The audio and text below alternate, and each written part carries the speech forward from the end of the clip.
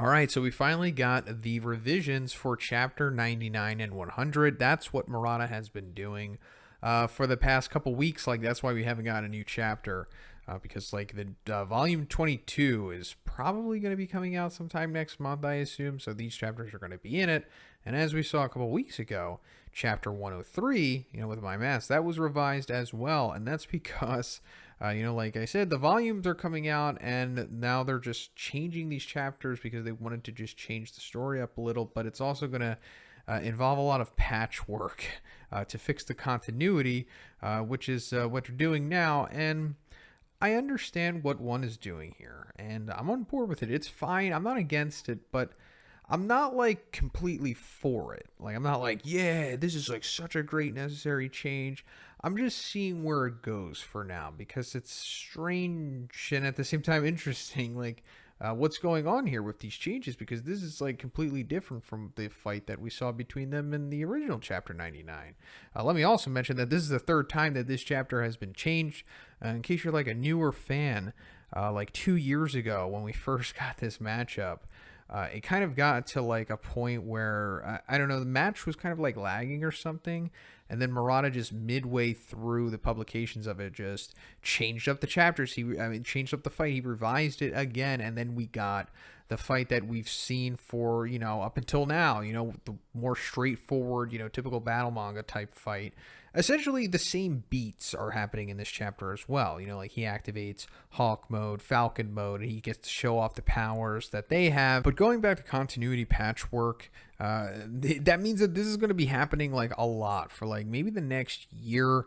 So we only get volumes like 3 or 4 times a year, typically somewhere around there. So this is going to happen like about that many times within the next 12 months possibly, because I guess there's a lot of fixes that need to happen because of these major changes that are happening.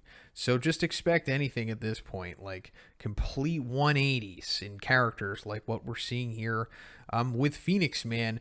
Also, let me point out that I won't talk about chapter 100 in this review, just in case nobody has seen it yet. By the time that they watch this review, I'll just have that review out tomorrow, because I assume that's the time that it'll be translated anyway.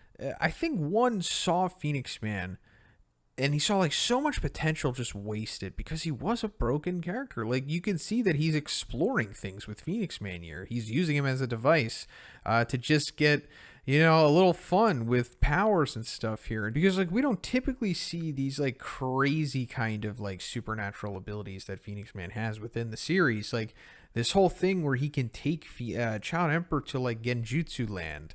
That is like not typical stuff. And the whole thing with him using the King Awakening Light, or whatever the translation for it is, the whole Edo Tensei resurrection thing, like obviously no one else is doing that besides him.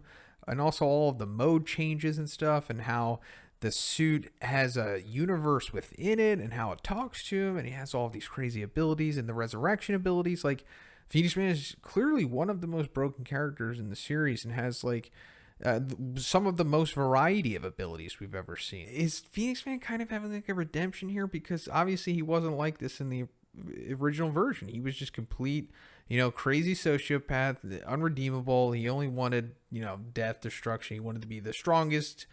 But here it's like he just wants a friend, and he wants Child Emperor to be his friend. Now, typically this would be weird. With Child Emperor, he's, the most mature S-Class here. But of course, he has his own immaturities to him that lie on the surface more so than internally. But anyway, Phoenix Man, I just don't know what's going on with him here. And like I said, there's a lot more that we're going to need to talk about with the development here in the next chapter review. But for this one, let me just also point out that I like that Child Emperor said that he was saving Brave Giant for Orochi. I thought that was a nice little touch. But also, we got to get to the G word here, because it is dropped in this chapter. One of the very few times Disaster Level God is ever mentioned or said in the series. Believe it or not, because we always talk about it in the community, but within the show, they hardly say this. That's how, like, under wraps and how special this title is to one.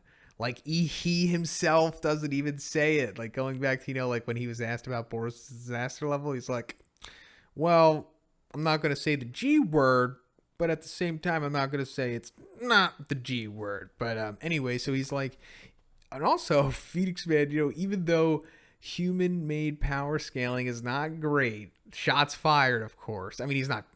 I doubt this is one like having a meta narrative here against like, I don't know, YouTubers or I don't know, people on forums or whatever. I don't think that's what it is. Although we can see it that way, of course, because we're reading it from our echo chamber. But I think he's just obviously talking about the Hero Association here and how disaster levels are inaccurate a lot of the times. And that goes back to the bonus chapter disaster level where they basically make that super apparent to the reader.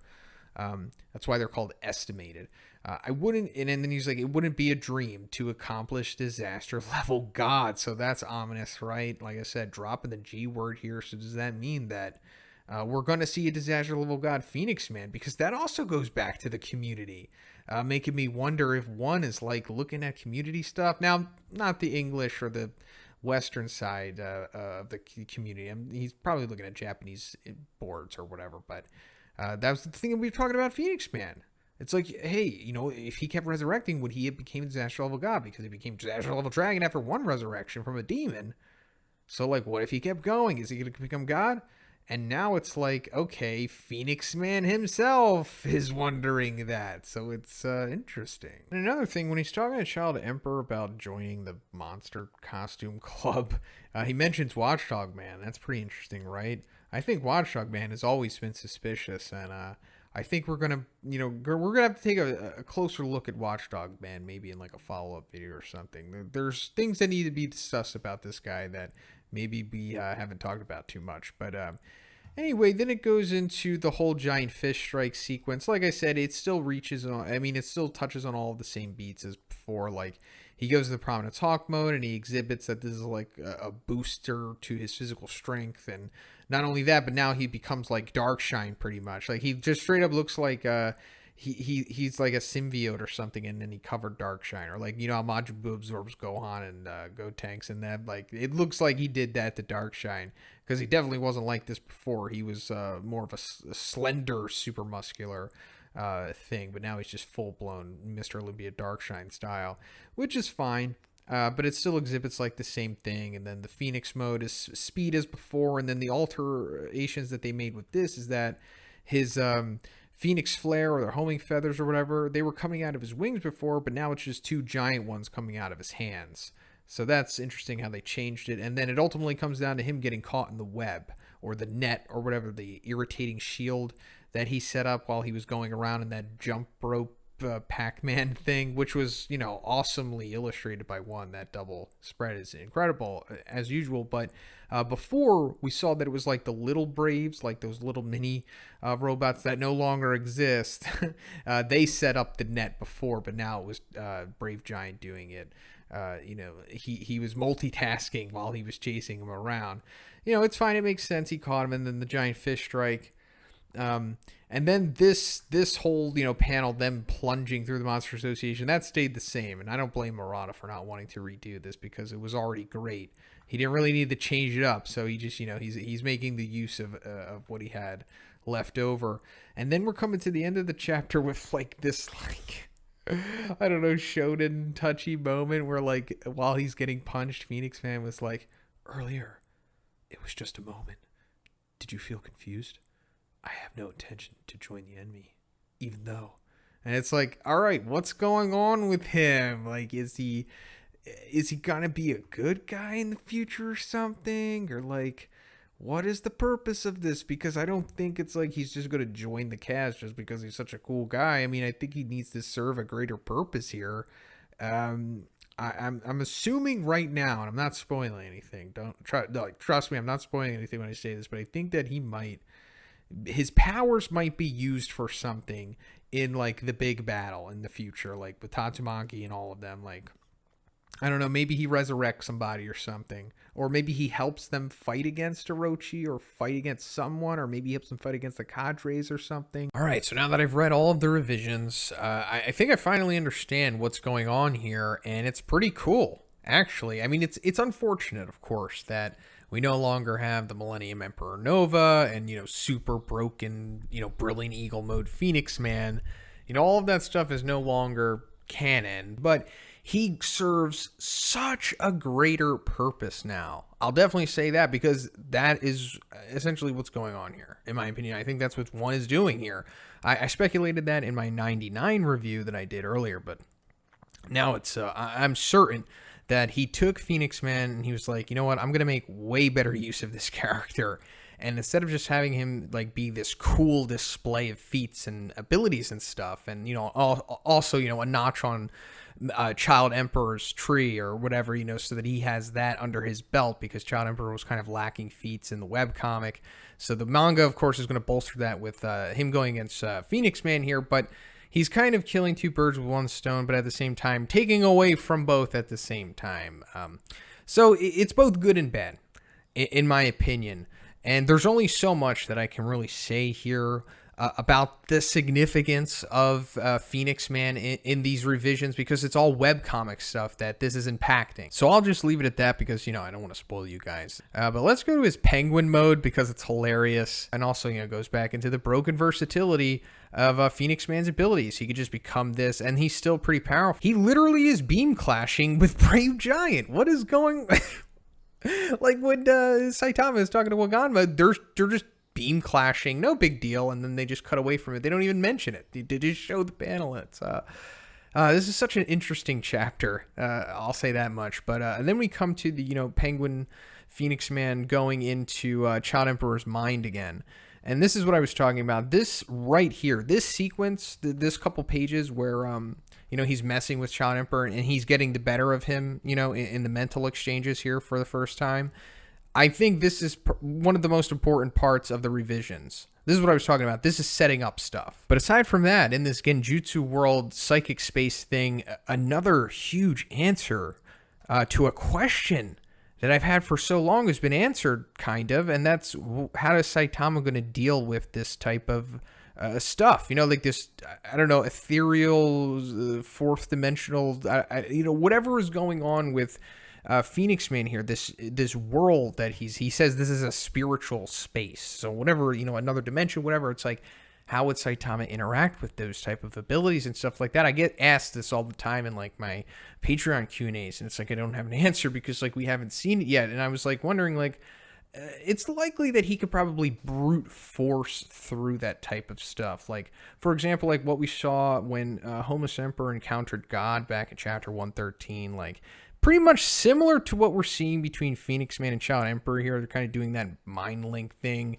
And it's like, okay, so this really doesn't affect Saitama either. He could just brute force through this. It looks like he tore a hole in a dimension or something, like the way that it's cracked. And then like, and I was like, okay, so is this like a tangible thing? But then no, after they snap out of, you know, this sequence, they're just back to where they were standing. So they're definitely in like an intangible place here.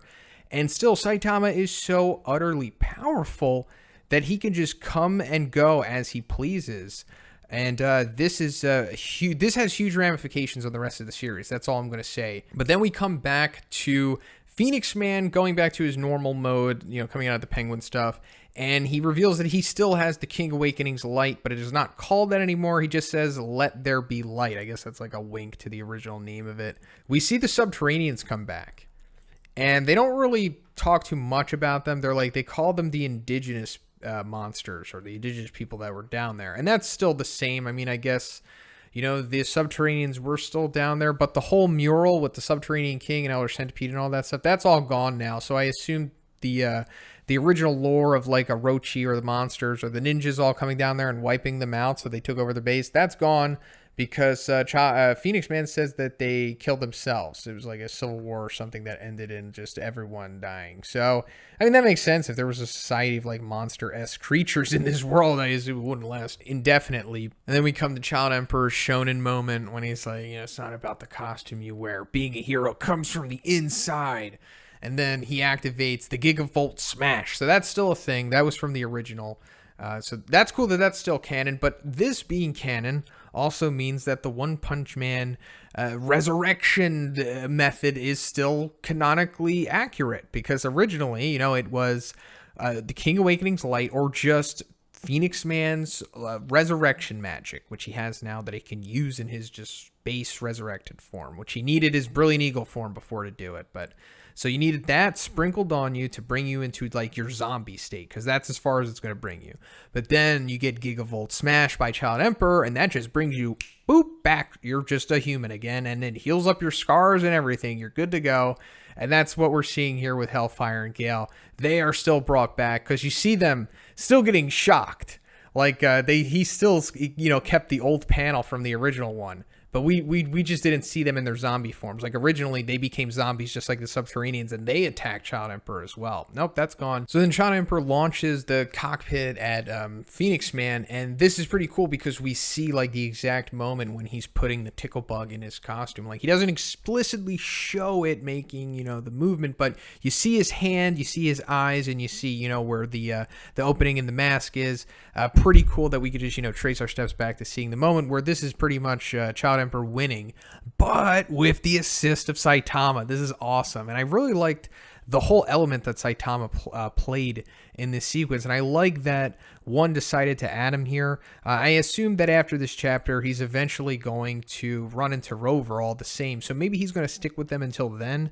They all run into Rover, and then he's like, you guys go on ahead, I'll take care of Rover myself. And then he can also fully explain to Child Emperor, like, this is the guy that was making noise, because he tells Child Emperor that after Child Emperor suspects him of being a traitor, which makes sense, of course, because why would he know that Saitama isn't? Because he did only tell everybody besides Genos. He doesn't know that King leaked all of the information to everyone, and he doesn't know that Saitama is earnestly down here because of a noise complaint. But anyway, I like Saitama's the assist here when he just pinches back Phoenix Man's arm just a little bit, just to assure that Child Emperor wins. It's kind of like getting a critical assist in a video game or something. Sometimes you just get that hardcore assist that just nails the win for you that maybe you wouldn't have gotten if you didn't get that critical assist. So it's just something like that we can all kind of relate to. But anyway, we come to pretty much the end, and it's like it ends more or less the same way it did before. Phoenix Man is defeated via tickle. But this time, it's not like this brutal ending where Child Emperor just like hacked him up with like a sword and stuff. He just, overloads and reverts himself into Monster Chick Man. But this is significant because it is the introduction of the new disaster level, something we speculated about for a long time now. I thought maybe it was called Dog, but no, it is below Wolf. It exists now. Disaster level below Wolf. So we're going to have to rework this power scale now, everyone, because we're going to have to add another tier to it. And there might be some other characters that we've seen throughout the series that might be able to fit in there. I don't know. We'll see, but I'm always on board with new disaster levels, of course, regardless of how powerful they are or not. But now we have the absolute zero, like in the degrees and temperatures and stuff. This is the absolute zero of the disaster scale. And Phoenix Man has done it. Ironically, he wanted to achieve the top of the power scale, but he went in the exact opposite direction and went to the absolute bottom. Probably the first to do so officially. But anyway, like I said, Hellfire and Gale, they're back to life, and they almost attacked Child Emperor. We almost got to see what would have happened. Like, how would he have dealt with the speed of characters like that? Something we speculated about before, but no. Again, Saitama with the assist, the one punch, two chins at the same, two phases at the same time. Awesome result here. And then it's revealed that Hellfire and Gale are S-class criminals. We didn't know that before. This is new to the retcon or the revision. So they're just, just like Sonic, he's an S-class criminal as well. So this is awesome. So then we have, like I said, the little group together, and then Underdog Man comes back. The last time we saw him, he was fighting G5, he fused with like two of himself. There was like three of them became the Underdog Cerberus, and then they held off G5. So I guess two of them died against G5, and then there was the original hopefully left, and then he came back. And then, like I said, Saitama is going to be with them until maybe they run into Rover. And also, this will give a different motive for Orochi to go after Saitama, because before that was like the first time that Orochi had met him, but now he's going to be like, I remember you from before. You were that dude that punched my dragons randomly out of nowhere, and he's somehow doing this incognito with nobody noticing it. But yeah, like I was saying, I enjoyed the revisions here. Are they better than the original? No. Are they worse than the original? No. Is the original better? No. Is the original worse? No. So I'm saying it's like a lateral improvement here. It both are great in their own ways, but I think this version overall helps the story's longevity. All right, so Murata is currently working on volume 22 of One Punch Man, which I think is probably going to be released early next month. So at the moment, he's like rewriting a bunch of chapters that are going to be in volume 22. And by our surprise, chapter 103, as we see, is completely changed. Like, changed in such a significant way that it's going to impact many chapters after this, including just the follow-up chapter 104, and we'll get into that. But I just wanted to put this out there for anyone who's unaware that there's a lot of revisions coming. Another one that I could tell you is certain is Child Emperor versus Phoenix Man. Possibly chapter 99 is going to be completely revamped like chapter 103 as well, so look out for that. But for now, let's talk about this chapter. So obviously, the complete 180 here is that Narinki's private squad survives Amai Mask and is saved by the disciples of Atomic Samurai. How do I feel about this? I'm okay with it. It's fine. I mean, there's a few things that I need to talk about at the end of this video, which are going to go into spoiler stuff. I'll give you a warning, of course, but just look out for that in case you are a webcomic reader. But I'll just say for now that it makes sense that one decided to change things like this. And dare I say, it might even make things more cohesive than they would have been originally if Amai Mask did slaughter Narinki's squad the way that he did. So another thing that this revision does is gives development to the disciples, especially E-Iron. E-Iron definitely getting a lot of development in this chapter. Pretty cool. He's a great character. I think he's going to be prevalent in the future of the story, so it's, you know, it's good to build him up now, especially considering he lacked pretty much all development at all in the webcomic. But anyway, so them also E-Iron remembering that Amai Mask is pretty much capable of taking out individuals like this because he was there, you know, in Boros' invasion, and he did see Amai Mask do it. So I just love how they're like resyncing this up because it makes sense. Also, the Narinki's private squad surviving here causes a lot of issues, but at the same time, the issues that it causes also form into, like I said, something that could benefit the story, make it more cohesive, because now that they're alive, as I was saying in the beginning of the chapter, the follow-up chapter, 104, is going to have to change somehow, and depending on how one of Murata want to change it, it could be not so drastic or it could be super drastic, because like this is the chapter where they go against Devil Longhair. So it's like, okay, are the Narinki's private squad going to be included in that battle, or before, or, you know, Murata is just going to add a couple panels at the beginning of the chapter, the new revised one, where, I don't know, the disciples are like, get out of here, Narinki's private squad, go wait over there in that secret room, and then, you know, things go normally and they just fight Devil Longhair, and then after the battle's over, then they get them out or something, or I don't know, maybe somebody meets up with them and then they pass Narinki's private squad on to somebody else. I don't know. It's interesting, but they're eventually going to make it to the surface, I guess. And then once they're up there, I guess they'll just go with the support team naturally. But then I was thinking like, okay, so other than like the significance for Amai Mask's character development for, you know, him not killing them and them surviving, what other significance does the Narinki's private squad have here? Like, why do they need to be alive?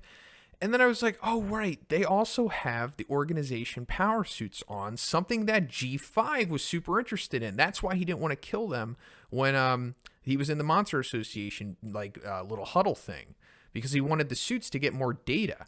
And now that I'm thinking about it, that storyline was never revisited. It was kind of just set up, and then they just died, and there was no data to be had.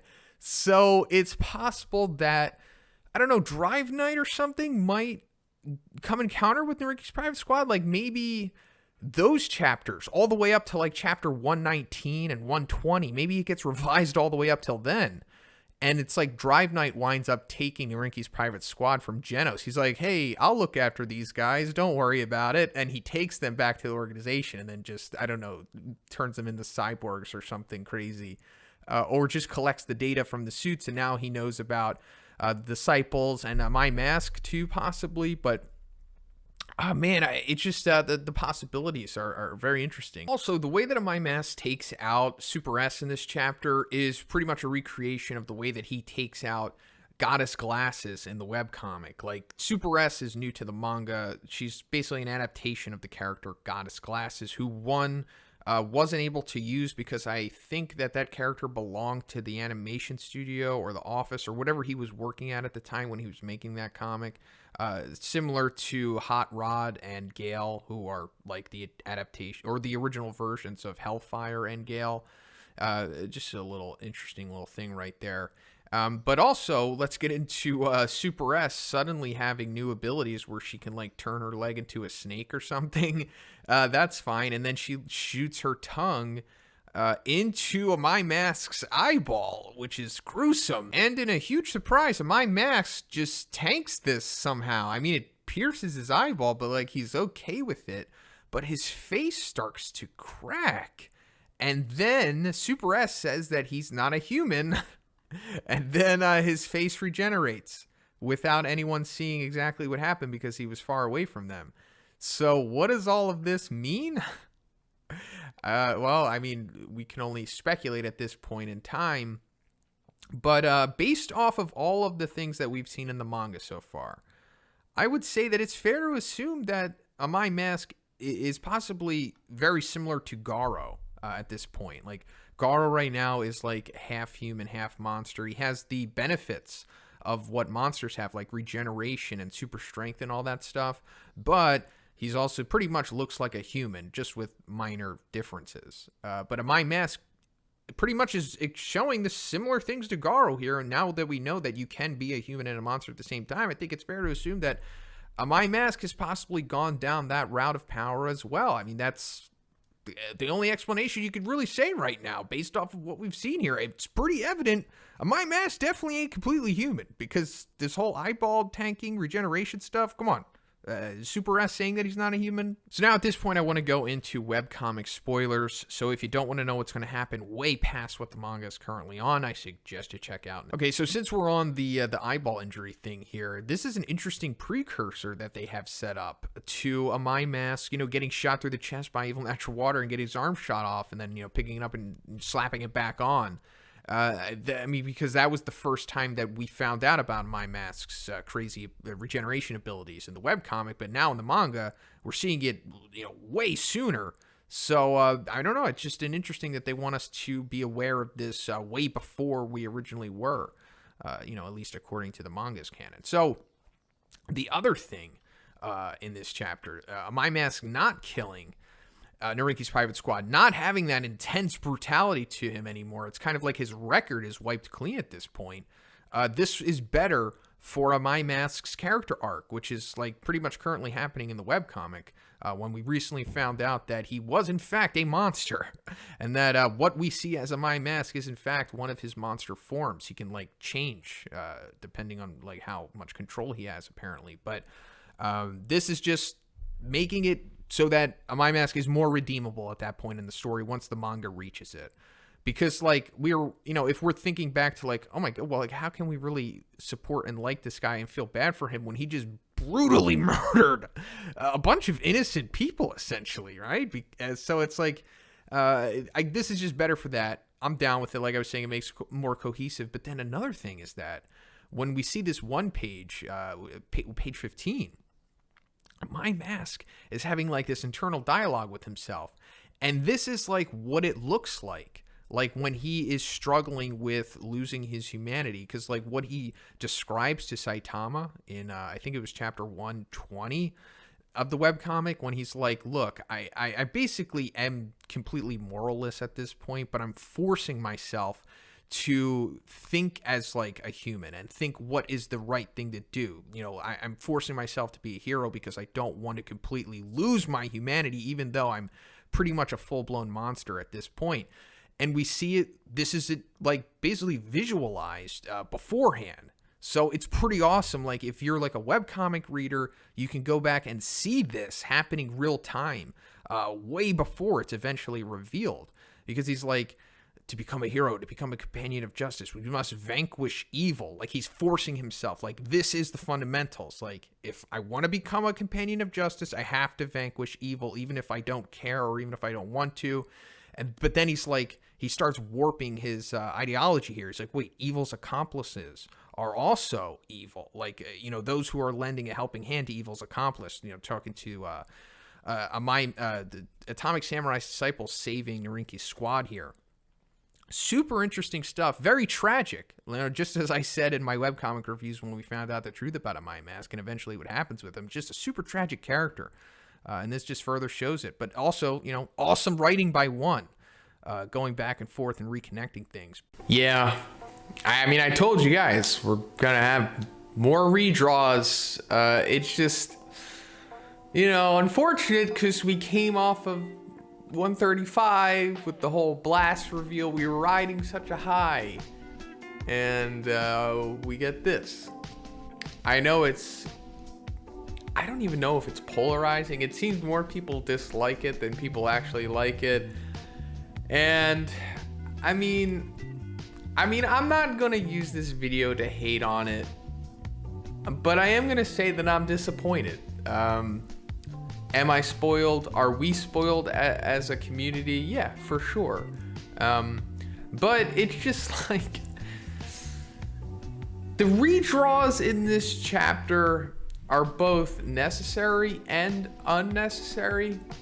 And I mean, let's just go into like the Atomic Samurai and G5 stuff. Does it look great? Absolutely. It always looks great. Murata is one of the best in the game. We knew this. But it's like the effort and time that went into redrawing that sequence could have just been spent on like continuing chapter 135, or if that's just the complete chapter, then 136. You know what I mean? Now, I've had discussions on what could be the reason behind the brevity of this fight, and maybe it has something to do with selling volumes, because apparently volume 20, which had the 2 chapters of like the S-Class meeting and them raiding the Monster Association base, initially with like the support team taking on all the initial monsters, the Rhino Wrestler stuff, that didn't sell too well because I guess the fight took too long or something like that. I don't know. It's just understandable that chapter wouldn't sell well because it was only 2 chapters. It was a little too long. Like, it was like the longest chapter. It was like 124 pages or something like that. But like shortening the fight between Atomic Samurai and G5 only to make the sequence and dialogue between E-Iron and the private military company longer. It's just confusing. So like, one and Murata have been giving so much attention to the, I guess we'll call them the private military company. That's what they're referring them to themselves as now. They've been giving them so much more attention since they've come back from the dead. I mean, I kind of get what it could be going towards. I mean, a lot of it has to do with developing E-Iron. It seems like they want to make E-Iron more of a standout character at this point, and that's fine. He's a good character. We need more of those ancillary build-up type of dudes. We can't just all focus on the S-Class and guys like that. And I'm sure E-Iron will be more important to the story after this arc is over. But that's also what I think a lot of this private military group has to focus on, is more so after this arc, like just them letting us know that they are called the private military group, and the fact that they've invested in a prosthetic limb manufacturer. I think that's kind of important information. Now, I won't go into spoilers because it doesn't really matter, but those of you who have read the webcomic can probably put 2 and 2 together, and also considering the suits that they're wearing, it probably has stuff to do with, what's gonna happen later on in the story. And that's fine as well, but it's just, I don't know. It seems like there's already so much going on in this arc, and I do see that they're lightening the mood somewhat by having them like reveal that they were really scared, and they're trying to play off that they weren't scared, when the monsters had them and everything. So maybe that's for the anime. I'm thinking like, I'm trying to think more ahead into those type of things, not just so much as the volume, but maybe this will translate better to like the way that the anime episode will play out. But then again, it's like, if it's going to be like season 2, then they would just rush through this sequence anyway. Hopefully it's not like season 2, but I'm just like, I don't know. Like I said, disappointed by this. Is it bad? No, it's not bad. I wouldn't say that at all. But maybe it just goes into me being spoiled by, the delivery of One Punch Man. And maybe we're getting somewhat of this redraw exhaustion. And like I said, there's going to be more than this. There's going to be a lot more redraws to come. But I just wish it was something that was more interesting. Because, to me at least, Private Military Group, they're not interesting. I don't care about them. And the Disciples, they're fine. But I don't want entire chapters dedicated to them because I don't think they're that interesting. But anyway, another purpose I could see of this sequence besides what I just said is further setting up Tongara to be a foil. Like I talked about in the previous redraws, this guy is obviously being set up to be sus. So I guess they're just further hammering it home that he is going to do something sus and likely be taken out, because if you've been following what I've been saying throughout these reviews, it's kind of out of order at this point, because Murata's been doing redraws for future chapters after this as well. He did 130 a couple weeks ago, and we see the end result of what happened between them and Evil Natural Water, and they all get taken out. But then also in the most recent chapter, or the most recent set of chapters, around 134, we see E-Iron and them coming out of the rubble, and Narinki's the private military group is with them, but Tongara isn't. And I think the guy Soshi, the guy with the hair, swept to the side, he's not there either from what we saw. So it's looking like Tongara is, like I've been saying, he's going to do something really sus and use Soshi as a human shield or something like that to save himself from Evil Natural Water, because he's basically spelling it out in this chapter. He's something I'd kill for, and then it's hey, I've seen how filthy people can be. It's okay, we get it. You're gonna be filthy. You're gonna kill. So yeah, he's, like I said, something's gonna happen with Evil Natural Water. One of them is gonna die, and then Tongara's gonna die, or he's gonna run away or something, and he's not gonna be in the picture anymore. And even then, it's what is this doing other than giving them something to do? But there's plenty of characters and plenty of storylines to focus on besides them. I would just say get used to it, because we still got months ahead of this stuff, and it's unfortunately just going to cut into chapter time and chapter development. And it's unfortunate because I could definitely see this taking a toll on the community, and also the toll on the casuals as well. I see a lot of comments outside of the hardcores that are saying One Punch Man's being ruined by redraws and stuff, and I wouldn't say it's being ruined by it. I mean, it's not ruining the story by any means. It's just halting the progress of it, and maybe even being outshined by series that aren't being redrawn and retconned and are really peaking right now. But other than that, it's I'm not mad at it. I'm not offended or anything. Like I just said, disappointed. And should I be? Am I allowed to be? I don't know. If you think everything is justified and you think it's great, go for it. I just want to get past this stuff, honestly, because it seems like it's doing more harm than good. Okay, so these are probably the most interesting redraws that we've had so far. I'm not upset about these, but maybe the community as a whole is kind of confused or annoyed, considering that a lot of the continuity and the storyline has really altered at this point, considering that this redraw specifically for chapter 111 is fusing together 111, 112, and 113. And it's also leaving a lot of things up in the air. In the grand scheme of things, it doesn't really matter because this is all for the volumes anyway. All of the chapters that have been redrawn and retconned that we've been following, haven't made their way into the volumes yet. It's all going to make sense if you read them in order, which is their ultimate goal here. But I also do think that there's another motive for these retcons and redraws, and I'll talk about that in my video tomorrow that I'm probably going to make, because I think that one will get people more excited for what the possible future of One Punch Man is. So the beginning of this chapter is taken actually from chapter 116. That's the chapter where Neon shows up and attacks the surface team. So that's going to change as well, or at least the beginning of that chapter, and we see Saitama coming to the surface with Child Emperor and Waganma to meet this support team, which Saitama hasn't met before. So that's a little nice addition there. But we're also seeing another static feat of strength from Saitama here. I'm loving this, where, you know, they're pushing on the manhole cover and the building just goes flying,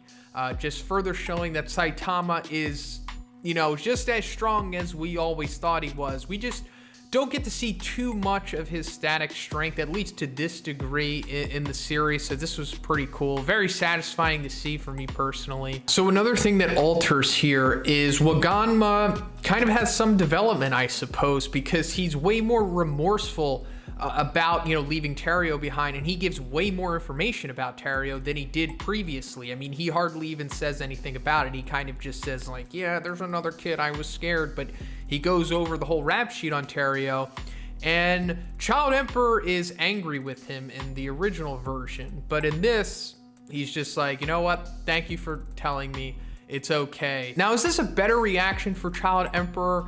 Up until this point, he's always kind of been like the no-nonsense, almost parental figure of the S-Class. I suppose it's an attempt to make Child Emperor more likable, maybe, because they're definitely pushing him in that direction. If he wasn't already more likable at this point. I'm on board with both. I mean, if he was more staunch and stern, that's fine with me. I mean, obviously, we as the audience, I assume, especially the Western audience, is very angry with Waganma. We always kind of have been. Okay, so then we see Saitama, you know, lift up the ground and go back down into the Monster Association. So this could mean a few things. So that means that either Chapter 106 through 108 and 109, that will all stay the same, which really up in the air at this point. Or Saitama is going to fight Orochi after all of this stuff, along with, you know, knocking Overgrown Rover, which I'm thinking is more likely at this point, because that would mean that, like, Saitama would have to somehow, like, I don't know, depart from Child Emperor and then go knock Overgrown Rover and then knock Orochi and then come back with Child Emperor and then come to the surface, which is possible, but I just don't think that's going to happen at this point. I do think that he's going to go back down, knock Rover, and then Neon's going to witness that. And then, you know, Neon's going to probably do the same thing, scratching his head, and then run away because he's so incredibly overpowered. And that will also give the reason for Neon to come to the surface, because that was always his motive to go to the surface in the first place. He's running away from Saitama. So he needs to kind of have that to, you know, fight the whole support team, which is, you know, eventually going to happen. And then after that, he runs into Orochi. And then also that would, you know, further sync up with Saitama meeting up with Flashy Flash, which is going to happen very soon after the fact anyway. But now it'll just happen even sooner than it was initially, in between Saitama versus Orochi and them meeting. So now let's get to Atomic Samurai versus Black S. I really like this retcon and redraw. This was awesome. Much better than the original sequence, I think. Not that the original was bad. It just didn't do Black S the justice that I think he deserves. I mean, he is one of the strongest characters in the series at this point. And this really shows how overwhelming he really is, as where it didn't really illustrate it too much before. Like the one panel where he's just flooding the hallway, coming down at him like a horde of zombies or something. Amazing, just, you know, chef kiss. But we also have to address the elephant in the room, and that's the Focus Atomic Slash is no more. It is gone now, completely retconned and removed from the story. So why did this happen? We can only really speculate, but I assume because maybe it just wasn't the time for this to happen. It's possible that it just diminished Black S a little too much at this point in the story, because the fact that Atomic Samurai is vaporizing him so soon really exposes Black S way sooner than you would expect for a character of his magnitude to be exposed. So I think that's part of it. The Focus Atomic Slash, I don't think it's gone forever. It could come back later on in this arc, maybe, but most likely it'll come after this arc to just give Atomic that further development, because he does say that he developed it after, you know, Melzergard and whatnot. So maybe they'll just change that to like, after my encounter with Black S, I developed it, or something like that. But then again, we could see it later on. And then coming to Zombie Man and Homeless Emperor, this was also expanded and it looks much better than it originally did. Homeless Emperor just seems more menacing now, just as much as Black S. Like, his blasts are, you know, more imposing, I suppose, as well. And I guess it further expands upon some of the holes in his game that we, the fan base, I suppose, always were looking at. Like, you know, what's he gonna be like if you get close to him with like a melee attack or something? Because it's later, you know, revealed when Genos gets that information that, like, he's just a normal dude for the most part, just with the light powers. But he does have good reflexes, because he's, you know, dodging that axe strike from Zombie Man, which he originally doesn't do. But we always kind of knew that he had good reflex regardless, because the sequence where, you know, one of his light spheres intercepts that trap card bullet that Zombie Man has, that stays the same. So we always kind of had that. But this just further shows, I guess, like, physical, like, interactions. He can avoid them. But then again, this is Zombie Man. It's not like, you know, one of the more powerful or physically imposing S-class heroes doing this, but still impressive nonetheless. But then also the sequence with him meeting God changes, because before he kind of just talked about taking himself out, but now we're straight up seeing him like go up to the tree and, you know, about to do it. And this makes more sense that God would encounter him at like the very last pivotal moment, rather than how it happens originally, like Homeless Emperor is like groceries or something. I like this better, makes more sense. But that's pretty much it for the retcons now. There are a lot more to come. I don't know when we're going to get a new chapter at this point. We might not get a new chapter until they've decided that the retcons are going to be completed, because the next volume is coming out in December, I'm pretty sure. So I guess Murata and One are going to focus on that in the meantime. So yeah, we got to take it for what it is at this point. So it's everybody's favorite time of the month, because once again, we have some One Punch Man redraws and retcons to go over.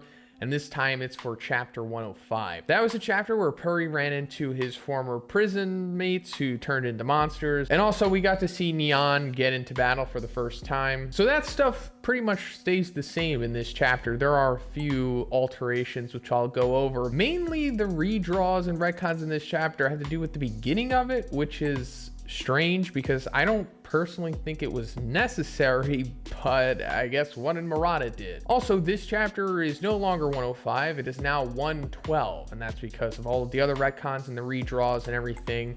The chapter numbering has been altered along with the timeline. And also this chapter, I think, is finishing off the redraws for now. Obviously, there are a lot more to come in the future, but I think this chapter is comprising of what's going to be included in volume 23, which I'm pretty sure is going to be released next month in Japan. Also, Murata said on Twitter that since this chapter has been finished, the next update that he does will probably be a new chapter, meaning either the continuation of chapter 135 or if it's going to just be 136. So the first retcon that we're seeing like immediately are that Mycoplasma and Electric Catfish Man have new forms. So Mycoplasma has high voltage mode and Electric Catfish Man has plate tectonics. This is much different to how they looked originally. But aside from them, there's like a whole bunch of new monsters in this chapter, which are different from the ones in the original chapter 105. Those guys were like small, and these are more defined, fleshed out, and some of them are actually kind of aesthetically appealing, I suppose, depending on what you're into. But just like in the previous chapter, they run away from Puri after realizing that they can't really do anything to him, and they run into Vacuuma or Vacuumer, depending on the translation. But he has also been changed, and it's quite a drastic change as well. So before he kind of had like an Eastern Asian design to him, but now he's changed more into like a a rich guy. I don't know what you call this, but I like this design better. I think it's more aesthetic than the original. And also, I guess he's like riding a Roomba or something. Maybe this is like some kind of joke that they're trying to make because, you know, Vacuuma or Vacuumer, he's like a vacuum and the Roombas like that, I guess. But also, I guess his name is Vacuuma now. But he still has the same abilities. He can like suck up people and gain their special powers until he digests and expels them. But his transformation is less drastic this time. Instead of getting like more monstery and getting more trunks and whatnot, he just gets more arms. And each arm denotes which ability he gained from sucking the monsters up. Let me also point out another odd thing in this redraw. It's that Electric Catfish Man and Mycoplasma it's revealed that they have like a relationship. Like Mycoplasma gets sucked up by Vacuuma and like Electric Catfish Man is able to escape and he's like upset about it. So the fight between Puri and Vacuuma pretty much plays out the same way. Vacuuma like blasts him with his multi-power blast thing. Puri pretty much tanks it and picks up the Vibration Angel ability and goes on to defeat Vacuuma pretty much the same way with the Vibration Dark Angel Rush. So this is going to be like a recurring theme in this chapter, and it's Puri picking up like these new power-ups through adaptation somehow. I'll go more into what I think's happening to Puri after the whole neon sequence. But anyway, another thing that changes here is that after Puri like explodes Vacuuma, the monsters that he'd sucked up come out of him and they're seemingly alive, namely Mycoplasma, who is picked up by Electric Catfish Man, and then we go back into like their relationship thing. And once he gets her, he tries to escape like from the Monster Association. Mycoplasma's like, you know, what about Garo and Orochi's plan and all that stuff? And he's like, this is not the time, a big earthquake. No, something even worse is coming. My whiskers are telling me that. So what does that mean? Maybe it's Saitama punching Rover. Maybe it's Orochi versus Saitama. It's probably one of the two, I'm assuming, something like that. Because those sequences are going to happen after this chapter at some point. But as for these two surviving and having this relationship, I don't know what's going on here. I don't know what this is going to lead to. Does this mean that some monsters are going to be redeemed? Are they like going to survive this arc? And then what happens after the arc? Are the heroes going to be cool with them? Or are they just going to escape and maybe be recurring characters later on? I'm just confused by this. Maybe they felt they needed more levity to these monsters or something, and maybe it goes back to this is helping season 3. Maybe I'm not mad at it, I'm just confused. But anyway, Puri encounters his former smelly lid prison mates again, and they still hate him. And there are some dialogue alterations to this scene, like the whole thing about Puri giving them deep kiss punishment or whatever, that's removed.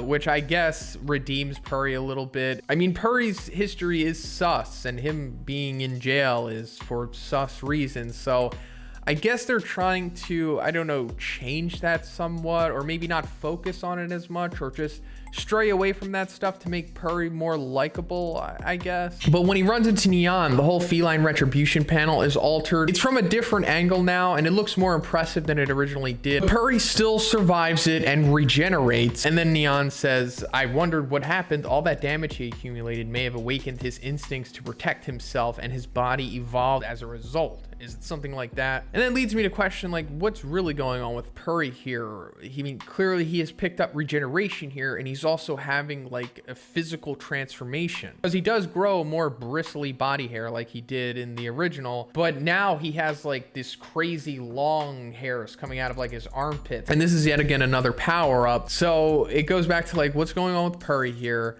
This is clearly not normal human stuff, even within the One Punch Man world, and this is more indicative of what monsters go through. And Puri is repeatedly called a monster in this chapter multiple times, and it makes me think that maybe he is some kind of pseudo monster, the way that, like, you know, Garo is said to be in chapter 92 by Garo. But I've also speculated that quite a few of the S-Class heroes are secretly monsters, and it's very possible that Puri might be one of them, or at least going through some kind of monsterification, because regeneration is usually reserved for monsters as well as like the physical transformations. But I assume what's happening in this chapter is probably going to lead to further developments with Puri and maybe give us more insight into what's going on with the other heroes eventually. But the fight pretty much plays out the same way. Like, Puri reminds Neon of his former owner. That gives us more insight into Neon's backstory, which, you know, maybe could explain why he became a monster, like, you know, the explosion of negative emotions, which I guess came from his overbearing owner, along with maybe he was just inherently evil as a cat. And Neon still escapes, but then it just further establishes that Puri did receive quite a few power-ups in this chapter, which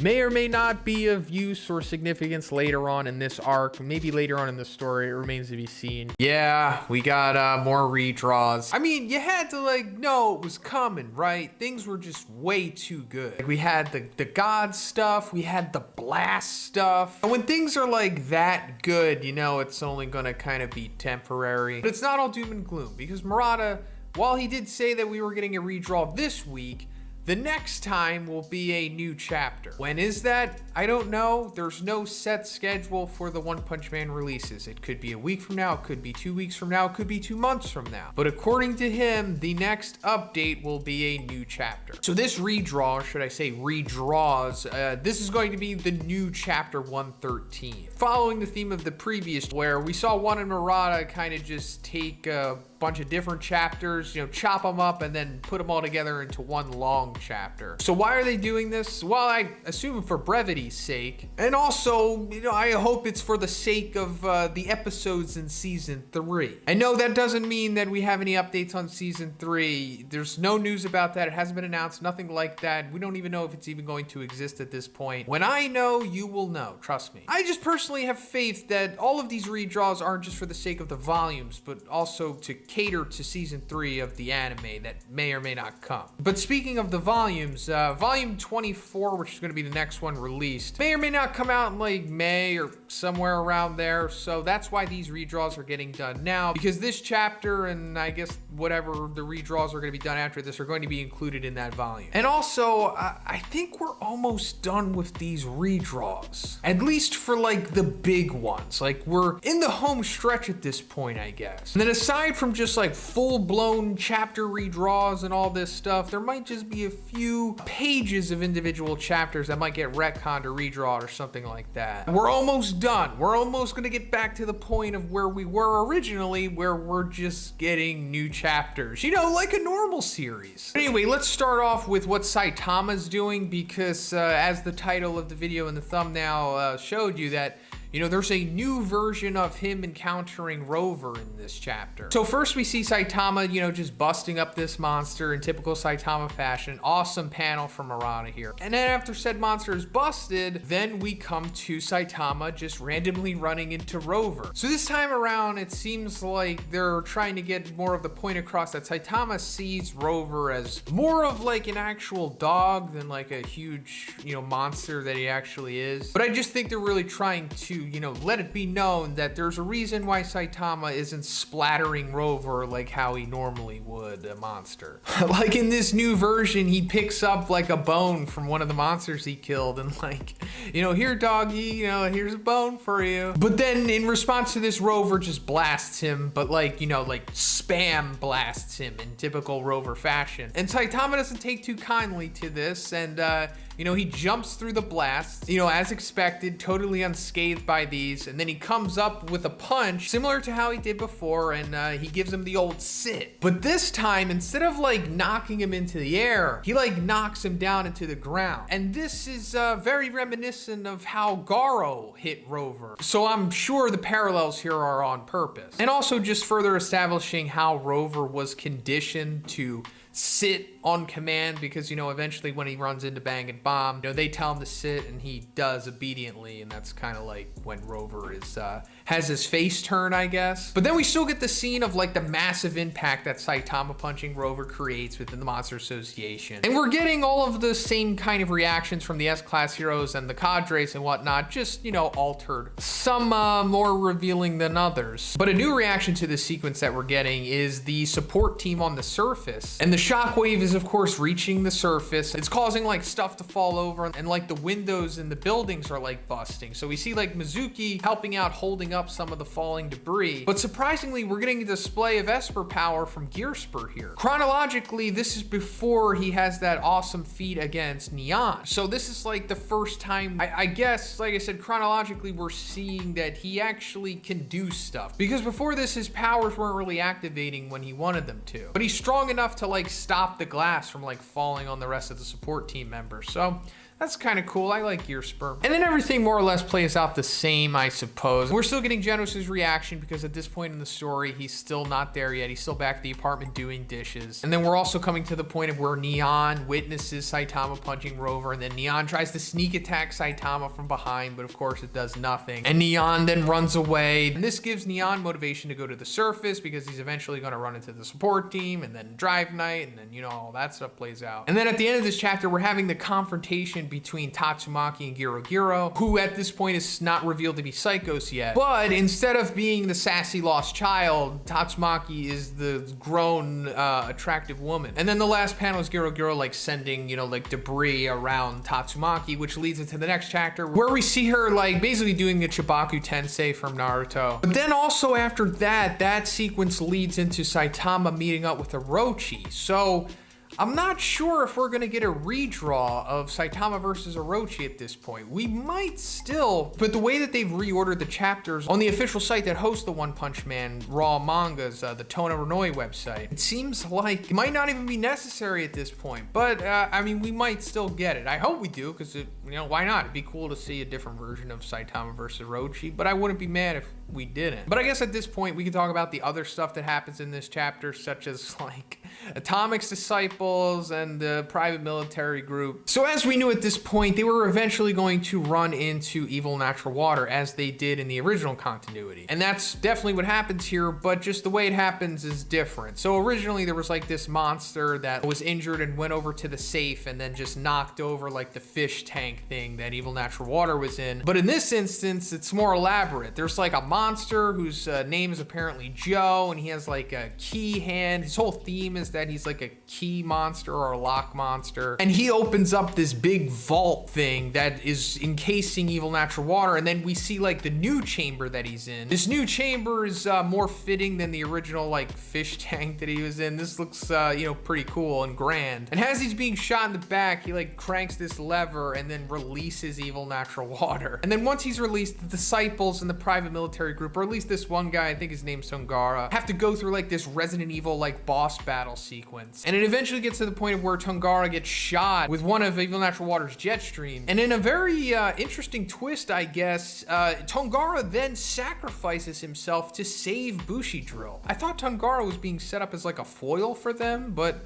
no, he was actually kind of a good guy at the end. And yeah, he winds up dying because he gets shot multiple times, but he died a good guy, you know, saving the disciples, or at least Bushido. But also, I've been speculating that this was going to happen because the redraws that we got for chapter 130 a couple months ago, we saw into the future past what had happened here. And we saw Pig God like cough up the private military group, except I think one or two of them was missing. And the one that I didn't see for sure was this guy Tongara, and I suspected that, yeah, evil natural water probably killed him, and yeah, it turns out that that was the case. So as I'm sure you're aware, this is the Saitama versus Orochi redraw that we've been waiting for close to a year now, I think. And this is pretty much the same thing that they did with the Child Emperor versus Phoenix Man redraws, as where both of these original fights were kind of just superlative combat sequences and were pretty clear cut with definitive outcomes. But now they have less superlative action sequences, seriously bumped up the dialogue and exposition, and of course for deepening these characters, but also seriously setting up the end game of the series. And I'm on board with it. I think it's a great idea. I mean, it's unfortunate that we're losing the grandness of the previous iterations, but I'm sure they'll be back eventually in their own way. So we're picking up from the new chapter 113 and 114. In 113, we had the new sequence of Saitama knocking out Rover, and in the new 114, that leads to the new sequence of Saitama encountering Orochi. If you would like to know about all of the other redraws and retcons that have happened in the series so far, feel free to check out my playlist. But anyway, just like before, before, Saitama is easily busting Orochi's dragons. So just like in the original version, Orochi is aware that Saitama has like this pressure about him, and also figures out that he was in fact a ghost town of Z City. But instead of him being interested in Saitama because he sees him as a worthy challenge, he's now interested in Saitama because he is the perfect sacrifice for his resurrection. Now, another thing that is being retconned here is his face. Now, when we originally saw Orochi, it looked like he was wearing a mask, and I thought it was, but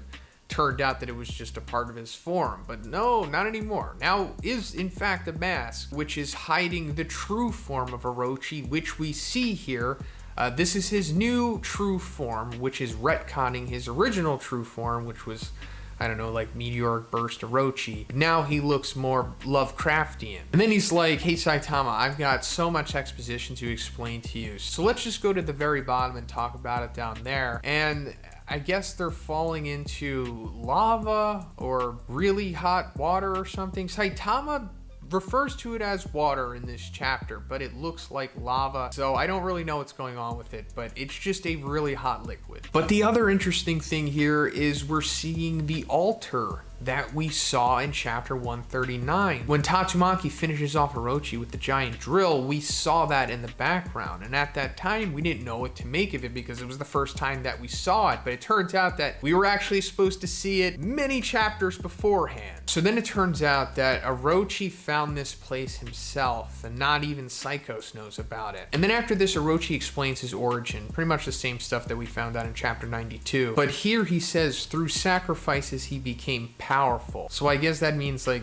from eating monsters he became stronger. But going further, he says, before long, the sacrifices Garo had to offer were not enough to satisfy Orochi, until one day he instinctually, I like that, began venturing further into the earth's depths in an attempt to drain energy directly from the deepest parts of the earth. So basically what this means is he reached like a plateau from gaining power-ups from the sacrifices, which I guess eating the monsters or draining their energy or something. And since Psychos couldn't find any stronger sacrifices at this point, but Orochi needed to become stronger, and instinctually he felt that he could attain that by going into the core of the earth. But coincidentally, on his way there, he came across this altar room. And another coincidence is that on the mural, straight up Orochi himself. And on top of that, Orochi is somehow able to understand this ancient language. And it says, crossing the vast expanse of time, our God shall resurrect on this earth when on this altar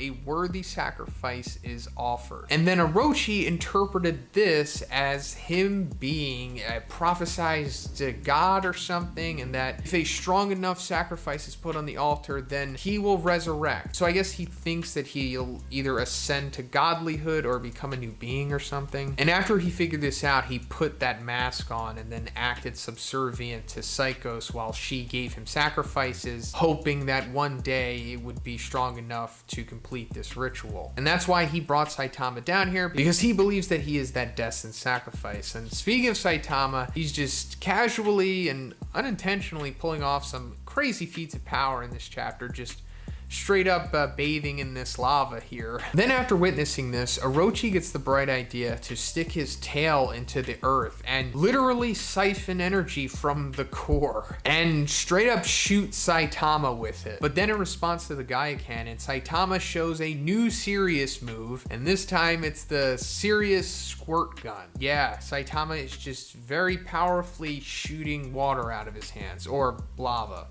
whatever this liquid is. And this is pretty much the closest that we're gonna get to see Saitama shooting like a beam cannon or something, I guess. And you guessed it, this thing is so powerful, it just blows away Orochi's Gaia Cannon. Then he gives Orochi the one punch, which he survives, like he did originally, but this time more conscious and more put together than he was. Then we see him crawling up the altar, and it starts to crumble, and it reveals what the full mural is, and we see none other than God. Yes, the same God that we were introduced to in chapter 138. Then in the final page, it says the prophetic mural, its full picture remaining unseen by anyone, once again returned to the depths of the earth. And that's where the chapter ends. So, key word here, prophetic. This is pretty much Shibawa's prophecy, I guess, right? Because on the mural it says, crossing the vast expanse of time, our God shall resurrect on this earth, when on this altar a worthy sacrifice is offered. And Orochi on the altar turns out to not be the God who is being resurrected, but he is in fact the worthy sacrifice to bring forth the god, or at least in theory he was. He no longer is because Saitama just, nerfed him to his deathbed. But yeah, I guess this is what Shibawa is seeing. This comes to fruition. So at some point in the series, this altar is going to come back and we're going to see a worthy sacrifice placed on it, and through the great expanse of time, God will come to earth. So I guess that's also giving us more insight into what's going on with God. Vast expanse of time can mean a lot of things, and I don't want to speculate about all of it in this video because now I'm gonna have to make a separate one dedicated to all that stuff. So this is not the end of the redraws. I think we're gonna get 1 or 2 more after this, maybe 4 at the most. And what I think is going to happen in the follow-up chapter, or one of them, is Orochi will be on the altar and God will start to speak to him and say that he's not strong enough, but he can give him the ability to become strong enough. And then he's going to turn Orochi into that goop stuff that we saw him become. And that will explain why Psychos is instantly able to see God once she fuses with Orochi. So this new redraw chapter is going to be the continuation of the redraw chapter that we got last week. The new version of Saitama versus Orochi. And we're going to see the aftermath of that in this chapter. But first, we're picking up from the new chapter 103 redraws that we got last year. In that chapter, we saw Amai Mask no longer kill the private military company, but he did still go on to fight Super S, who in the new version stabbed him in the eye with her tongue and revealed that he has some kind of crazy regeneration ability that he didn't want the other heroes to see. But after that, he kind of just finished off Super S, or at least we thought he did until now, because in these redraws, her fate has been retconned and it turns out that she's now alive. And as soon as she comes back to life, she drops one of the biggest bombshells in the manga, at least in my opinion, because she tastes Amai Mask's blood. Because remember, like I said, she stabbed him in the eye with her tongue, so naturally there's gonna be some left over. And she says, this is monster blood. So I guess that's it, right? Amai Mask's secret has finally been revealed. He is in fact a monster. But not just that, because a few pages later she says, could it be he's a shape-shifting type? And that totally makes sense because we have seen shape-shifting monsters throughout the series, aka monsters who can appear to be human at first. And it appears that this is what Amai Mask is. And I guess he has to be, right? Because, the regeneration stuff, there's not really a good explanation for that other than him being a monster. Unless he's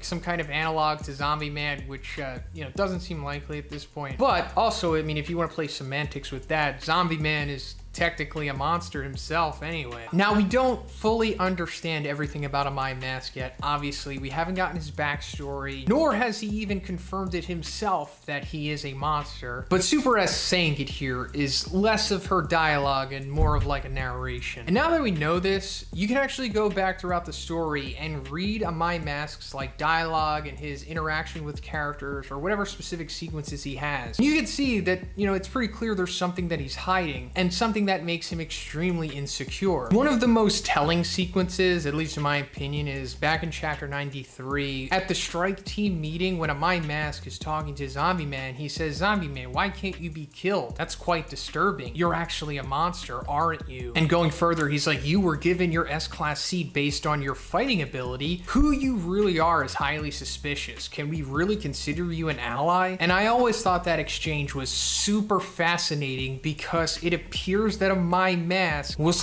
projecting onto Zombie Man. And at that time, we didn't know Amai Mask was a monster yet. And I always just thought that, if it actually does turn out that he is one, that would just further cement one's incredible writing skill. But let me just bring out one more thing before we go further. So the last time that we saw Amai Mask, current time in the manga, he was literally ripped in half by Pure Ugly. And a lot of us were wondering, is that the end of Amai Mask? Is he's straight up dead? And at the time, I thought, probably not, because he appears to have this regeneration ability, right? And now that it's revealed he's a full-blown monster, I fully expect him to come back from even being like ripped in half the way that he was. So expect my mask to come back, and then the story to further play the will they, won't they, find out if he's a monster or not. But anyway, now that Super S is back, she has new motivation in trying to take down my mask because revenge. So then we see her go to like one of her dungeons to get backup, but it turns out that she only has like weaklings left. She even reminisces about previously having the Subterraneans as like some of her slaves. If you're confused as to what was going on with that, it was revealed that the Monster Association itself was built by and originally belonged to the Subterraneans, or at least mostly. There's like some ant monsters, and Elder Centipede is involved into it to some extent. The Monster Association came down there and killed nearly all of them, and the rest of the surviving members, went to the surface, and that's where we saw Saitama take care of them. But now we're coming to the new aftermath of Saitama taking out Orochi. Originally, Garo had observed Saitama and figured out that he was probably the one that killed Orochi. But that's all changed now, because now instead of seeing Saitama, Psychos is seeing King. And King like spots her drone and he starts running away, but accidentally falls to the level below. But to Garo's point of view, it appears that King did like a cliche manga speed teleportation thing. And then coincidentally, at the same time, Saitama is there and squashes the drone, thinking it was a fly. And this leads Psychos to thinking that it was King all along. And this is just classic one, and I'm loving that they changed it to them thinking it was King instead. In my opinion, it just makes it that much better. So basically what Garo saw was like King going down the hallway, then suddenly he disappears and then is behind the drone and then crushes it. And Garo's like, King, what a monster, to think that he could beat even Orochi. And then Tatsumaki's like,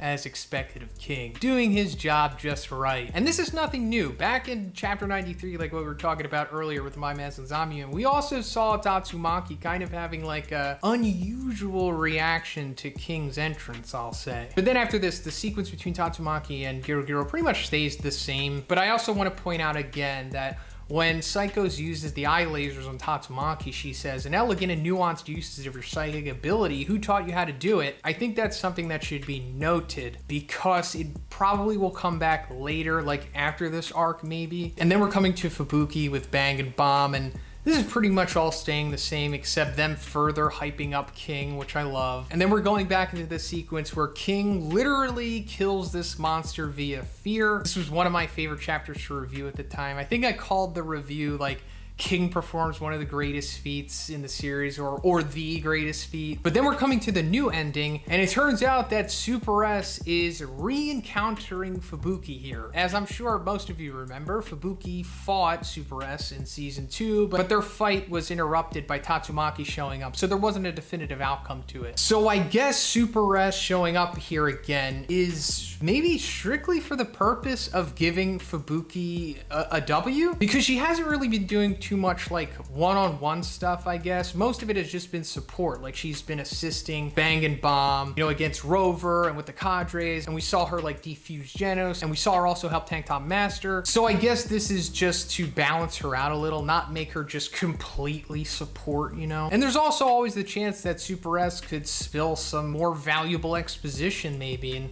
she did say that she was going to try to blackmail My Mask or something, so maybe that comes into play after this. Not really sure, but that's pretty much it for the chapter. And yes, there are going to be more redraws after this. Not really sure how many, like maybe 1 or 2 more. At this point, we are really coming to the end of them. Like when volume 24 is finished, I'm pretty sure the redraws and all that stuff will be done for the most part. All of the major ones. There might be like small retcons for like a panel or 1 page or something, but it's nothing that's going to have to take up an entire update like these have.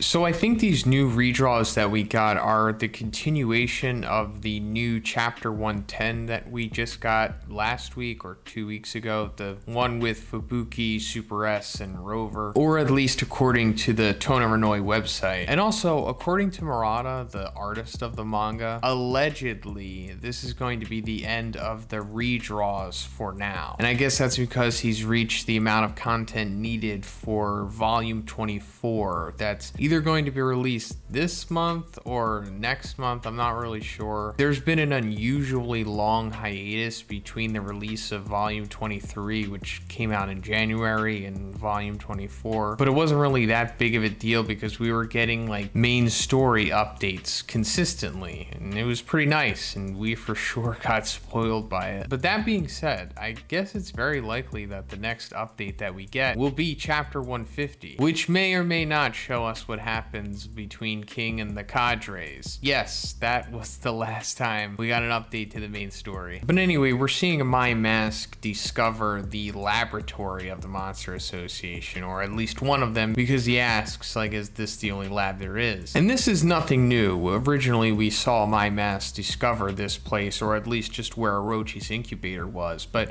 what is different here is we're seeing the engineering monster, which is just a nice quick way to establish that, like, yes, there are some monsters in the Monster Association that are like genius engineers and can develop all of this equipment stuff for them. It's honestly not even really needed, but it's just a nice way that one is like covering all of his bases. So then Amai Mask says that Atomic Samurai's message mentioned there was one other child in need of rescue, so I'd better get moving. And that's in reference to Terrio, who Atomic met during his fight with Black S. And they weren't all aware of this because Waganma didn't initially reveal this information to Child Emperor. So then we see Amai Mask encounter the monster cell harvesting machine. We also saw this originally too, and I always liked the way that this was establishing how this whole monster cell operation went down with the Monster Association. And also the fact that Orochi is able to produce these, I think, is even more interesting now than it was originally, given the new information that has been revealed about Orochi with the redraws and everything, you know, since he's like a prophesized monster. So given that he has this ability, it's possible that God may have wanted him to have this ability maybe, or something, or gave him this ability, or it has nothing to do with God, and it just so happens that this type of monster always has the chance of just existing, and it having the ability to make other monsters is tied to it, because maybe that reveals what the agenda of monsters are, possibly, or I'm just looking way too much into it. So then he destroys the machines, and I guess this is pretty much signaling the end of the whole monster cell stuff. I mean, I wouldn't be surprised if like one or two show up like in the future of the story. Somehow, some way, there was somebody that was able to like save one or two, or had their own secret stash of them. But I think this is just establishing, for the most part, don't expect monster cells to like be a thing anymore. And if that is the case, that's fine with me. We've had, you know, our fun with monster cells. I think it's time to move past that point and only use this as like a secret card to play, like, you know, towards the end of the series or something, to just make things a little more interesting. So as he's walking away from the destroyed equipment, he's talking to the monster head that he's been holding this whole time, and he's like, you kill Lord Orochi, you wouldn't even be able to defeat a cadre. So that's some foreshadowing right there, because we know currently in the story that is certainly the case, and he has been dominated by the cadres. So then he feels like something creeping up on him, and then he turns around and there's a mirror there, and you'll instantly know that this is Fear Ugly's mirror. If you remember, like back when we had that montage of the cadres initially defeating the S-Class heroes, we saw that Fear Ugly had like these funhouse type mirrors, but we didn't really know how it got to that point, because when they originally met, there was no mirrors involved, and the sequence was much different actually, although eventually led to all the same exposition and everything. So I like that, you know, with these redraws and retcons, they're making the best use of them and just getting that connective tissue there, showing us immediately, oh, there was already a mirror there. This was already set up by Fear Ugly, because he knew that he was going to encounter Amai Mask. That was the matchup that he wanted, and this was going to play into his psychological battle against him. And this also goes back to what I talked about in the previous redraw video about how they added that connective tissue of showing how Rover came into the picture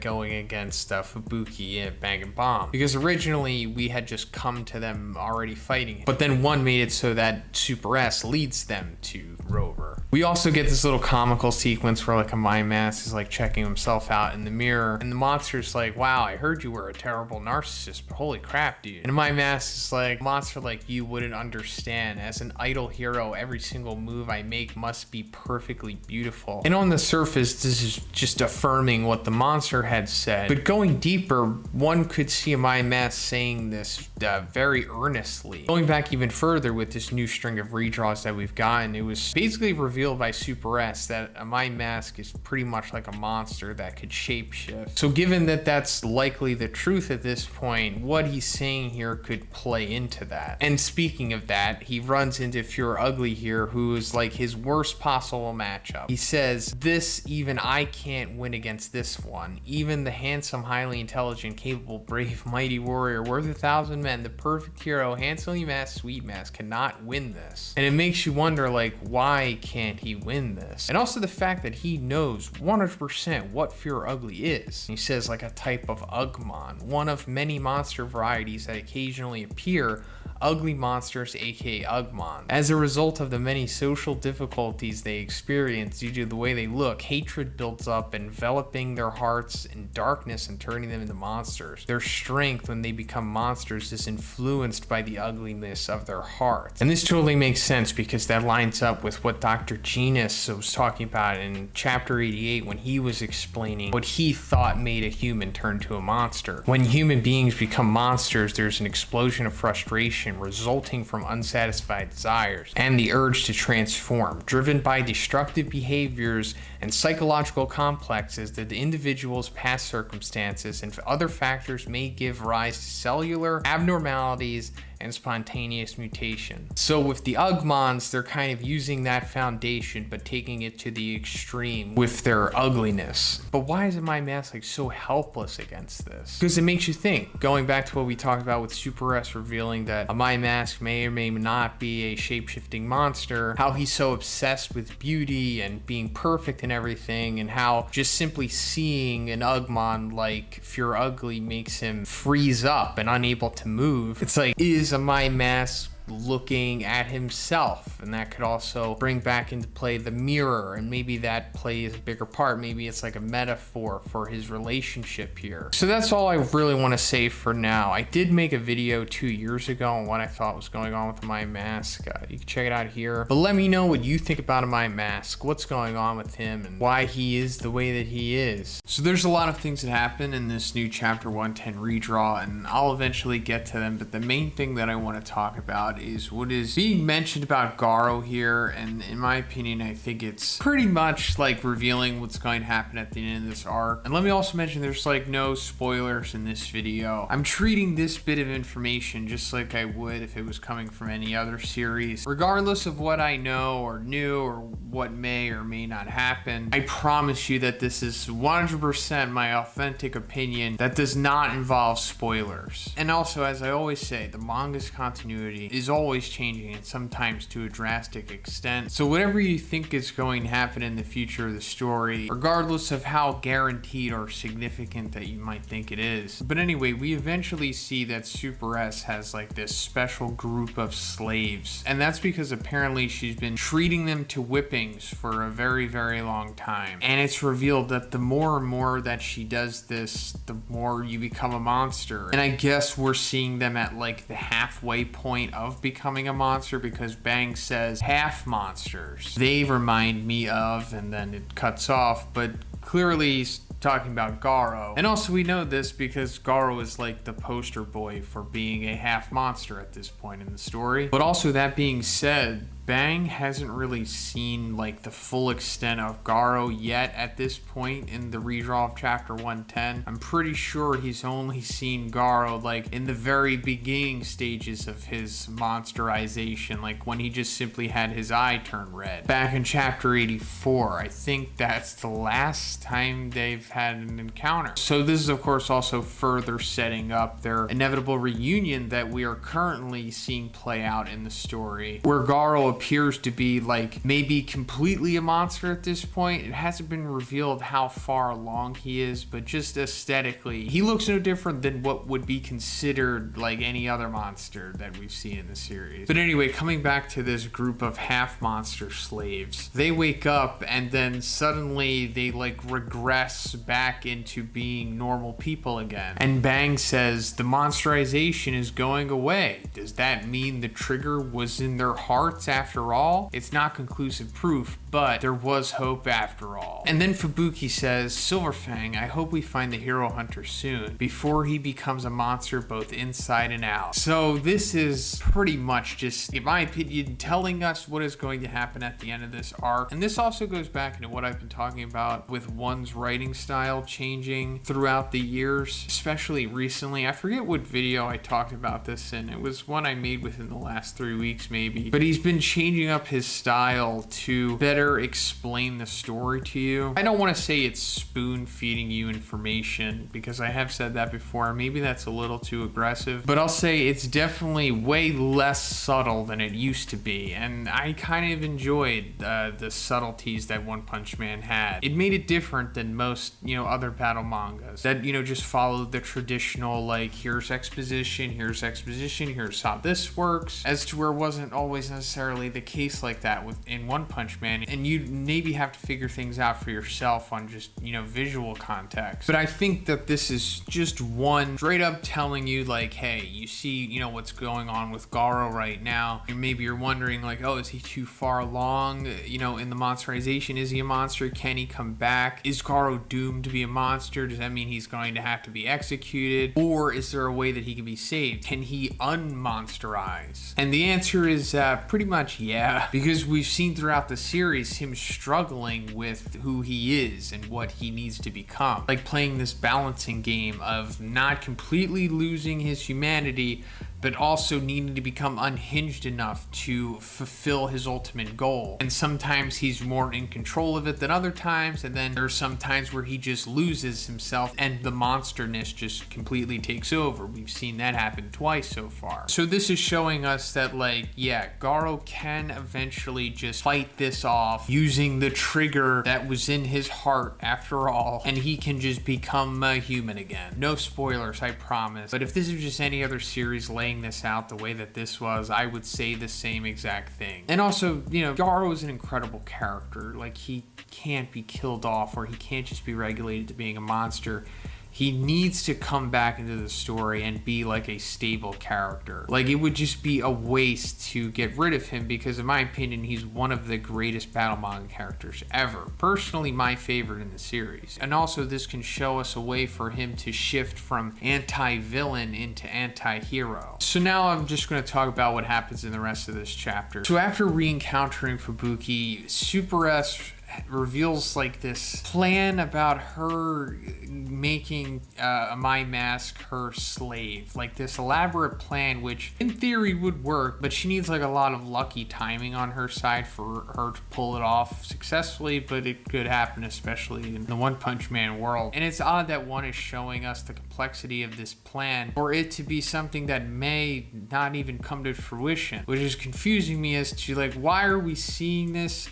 Because, he doesn't just show us things for no reason. He's showing us Super S's motivation because it's possible that this may happen or something like this might happen. And also this makes me think that Super S is not going to die at all, because at the end of this chapter she has an ambiguous ending. And if you were curious if she's dead or alive, I'm pretty sure she's alive because of this elaborate motivation here. Now obviously this is the past, and us, reading the current series have seen the future and know that this doesn't happen, or at least Amai Mask hasn't become her slave. I don't know if the other side of the equation plays out or not. Her getting a monster to look like Amai Mask.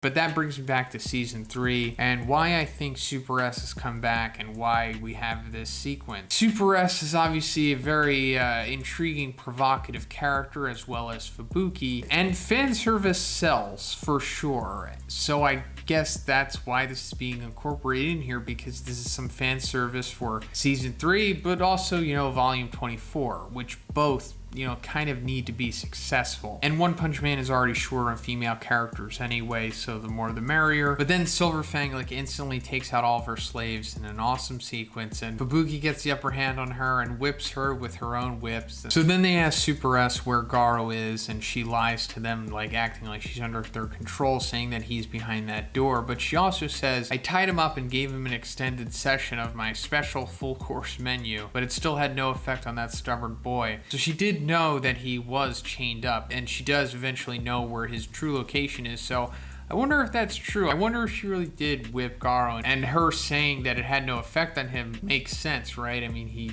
has like one of the strongest wills of anyone in the series. And I think that's further showing us like, oh, that strong will allow him to overcome the monsterization inevitably. But they go into the chamber and Super S tricks them by activating Rover's dog whistle and summoning him. I like this. I think this is great connective tissue to get us to that Rover sequence, because originally they kind of just randomly encountered him, but this makes it flow much nicer, and also, you know, further makes great use of Super S's resurrection here. But then they get into a scuffle with Rover and deflect some of his blast while trying to get Super S at the same time. And then we come to Fubuki using her Hellstorm, like effectively, you know, taking her out. And it goes back to what I said about her, you know, having that ambiguous ending, her just falling into the ravine. If we've learned anything from this arc so far, it's that if you see somebody fall into a ravine and then nothing else afterward, there's an extremely high percentage that means that they survive. And like I said earlier, her motivation was way too elaborate for her to just be thrown away and for nothing to come of it. So either Super S comes back in this arc or like in the next redraws or something, or she comes back like after this arc is over maybe, and then her beef with Amai Mask continues like even that deep into the story. But that's pretty much the end of the chapter, because it brings us to Garo, who is chained up, and I guess that will take us to what was originally chapter 115. But obviously that numbering is going to be changed now. So I told you guys, these retcons and revisions and redraws are far from over. We have a lot to go. Probably like another year's worth of this stuff. Maybe even more, depending on how proactive Murata and One are going to be about this stuff. But we're going to have to go over it as it happens. And today we're going to be going over chapter 130's retcons. I didn't expect Murata to beeline it all the way to this chapter, you know, considering the gap between 104 and 130. But speaking of 104, the last revisions that we went over, check over that video if you haven't already. This chapter's retcons are because of the revisions of that chapter 104. So it's mainly going to be focusing on E-Iron and Narinki's private squad, and at the end we'll go into Pig God because his stuff has to do with spoiler stuff. So in the original chapter 130, Okama Itachi, E-Iron, and Bushi Drill were picked up by Tatsumaki's protective psychic barrier along with the rest of the S-Class strike team that were down there to be pulled to the surface because, you know, she's going to rip the base out of the ground. And they're all passed out, like, they don't have any extended dialogue, and this is after they are just destroyed by evil natural water. Now that brings us to the retcons here, where things kind of drastically change, because now E-Iron is awake in this bubble. And then a big thing happens after that. He looks down, and we see Narinki's private squad on the ground, who I guess were also defeated by evil natural water. Now, what we're looking at here is a glimpse into an altered future. We don't know how they really got to this point yet. And like I said, it probably has to do with evil natural water. I don't think that storyline is going to change, you know, considering that the disciples eventually run into him. They fight against the mad fish doctor or whatever that are inside of him. And then they eventually just lose to him off panel because he is one of the strongest cadres and they are just A-class heroes. Now, if we go back to the revisions for 104, this means that it's very likely that after the disciples defeat Devil Longhair, they're going to rendezvous with Narinki's private squad, and then they're going to go down, you know, the Monster Association hallways, and then they're eventually going to run into Evil Natural Water again, and those storylines are going to sync up, except this time, you know, they're going to have support from them, I suppose. They're all going to try to fight Evil Natural Water together, but they will all collectively lose as well regardless. Now, in my 104 revision review, I thought that maybe Narinki's private squad was just going to go immediately to the surface or something and maybe avoid the Evil Natural Water fight, or at least most of them were, because, you know, they have the suits on that allegedly belong to the organization, and then I don't know, either G5 or Drive Knight was going to get a hold of them or something. That was the whole reason why G5 let those guys live, in the first place, back when he let them into the Monster Association. But this, I guess, is showing us that most of them, if not all of them, are not going to go on that path, at least yet. I do assume that those storylines are going to connect eventually, but it's going to happen, I suppose, much later than I anticipated. Now, at this point, I want to go into some serious speculation, because I think we're looking at how the whole new Evil Natural Water fight may have played out, kind of, because they're going to be revised as well, obviously. So when Iron looks down at Narinki's private squad on the ground, we only see 5 of the members. And as we know, or at least if you remember, there was 7 original members. So it's hard to make out exactly who is on the ground here. Now, some of them are obvious, because we see the one girl with the long hair, that's Asami. And then we see the one dude with the, the bald cut, he's Chimpy, he's the real affable one. And then in a follow-up panel, like when we see E-Iron trying to like pull them it's closer to each other, we see the one guy with the headband, and his name is Gomango. Now, the other dude on the ground with like the ambiguous looking like blast type haircut, that could either be Tongara, the leader that we talked about in the 104 revision, or it could be the other guy with that, type of haircut, Sanshan. I'm going to assume it's the latter here, and I'll go into why that is. And then we have the other individual on the ground with the Karen type haircut. Now, that could either be a Noria or Soshi, or however you say that guy's name. Considering the build and the broadness of those shoulders, I'm going to assume it's Soshi, and also his haircut is more Karen-esque than Asami's. So that's like 5 of the, the squad members here. Now, does that mean that some of them are just not seen on panel here? Possibly. But I do think that this is probably because 2 of them are dead, or 2 of them are just gone. And like I said, there's a reason why I don't think a Tongara is there, the leader, is because he did some shady stuff, like I speculated that he was in the Chapter 104 revision, because they set him up as being a shady individual.